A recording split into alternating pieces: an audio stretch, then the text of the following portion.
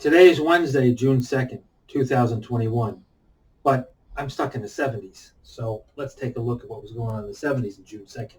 It was a Friday. Under the sign of Gemini, Zodiac, President Jimmy Carter was in office, a Democrat. The UK Prime Minister was James Callaghan for the Labour Party. Pope St. Paul VI was leading the Catholic Church. Some famous people born on this day include Justin Long, Dominic Cooper. In that special week of June, people in the U.S. were listening to Too Much, Too Little, Too Late by Johnny Mathis. In the UK, You're the One That I Want by John Travolta and Olivia Newton-John. I think we were listening to that here in the U.S. as well. That was a great show, by the way. The Driver, directed by John Walter Hill, was one of the most viewed movies released in 1978. Why the Plague Dogs by Richard Adams was one of the best-selling books. If you liked video games, you were probably playing Cosmic Conflict or Astral Battle. But much more happened that day, but we're not going to talk about it now. Look it up yourself. Today's news. Israel's defense chief, Benny Gates, is expected to come to Washington Thursday to ask for $1 billion replenishment aid for the Iron Dome air defense system. Senator Lindsey Graham expects the U.S. will kindly authorize that payment. During that skirmish, the Israelis intercepted hundreds of rockets fired from Gaza. What a bad move. Here's the thing. U.S. already gives Israel $3.8 billion in aid per year, and Americans, as of late, are tending to side with Palestine. However, we're not there trying to catch rockets with our heads. So, all right, let's move on to the next news. Over there in Arizona, where cowboys rode the desert, they've suspended their death sentences since 2014 because of a botched lethal injection batch. Now there's 115 inmates waiting to die. The answer that they've come up with is, let's use the gas chambers that the Nazis used to use, using the same exact gas as the Nazis. That's probably not good PR. They've constructed some facilities using contractors to replace windows and gaskets in the chambers, last used 22 years ago. They've also purchased chemical supplies, namely hydrogen cyanide. Again, the same gas the Nazis used during the Holocaust. This has been caused people to start petitioning against the death penalty.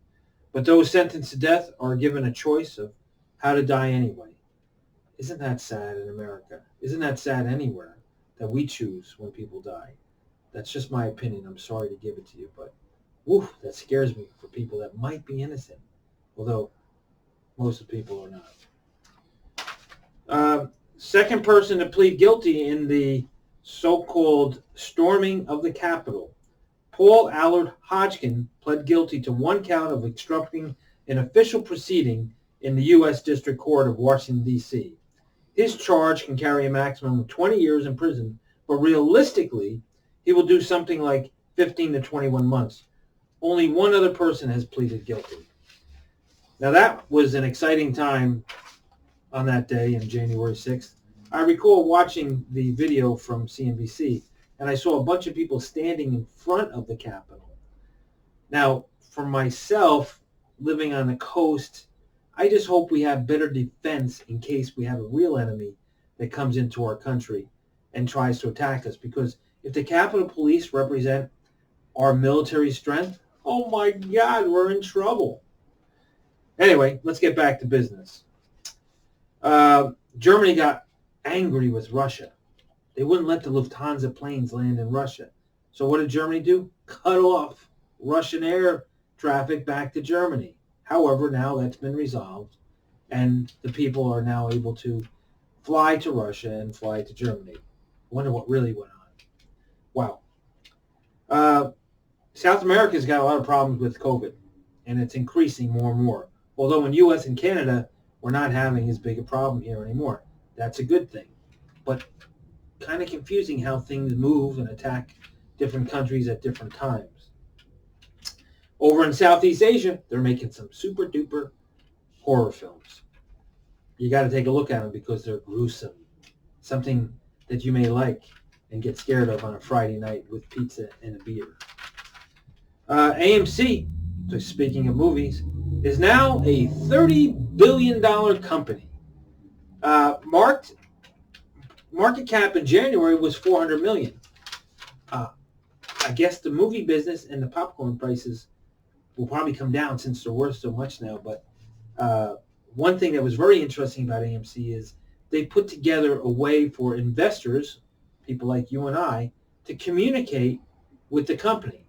So there's some pretty interesting things that are happening that may be driving that market cap higher and getting people excited, sort of like transparency. Either that or people really like the back row of the movies and they don't want to lose it. Call your girlfriend or your boyfriend. Kentucky is suing CVS over the opioid crisis. CVS was just a little bit too easy giving out those opioids, and Kentucky's not happy about it. Now you're going to pay CVS. Don't even think about the coupons. Just think about getting your wallet out. And Twitter is at it again. Apparently it doesn't like the leader of Nigeria. Hey, Nigeria, don't say anything bad about your civil war. Twitter is not a free speech platform. And that's the news for today. We are on top of the New Jersey's governor's race and the New York City mayor's race. We had our first interview today with Philip Rizzo.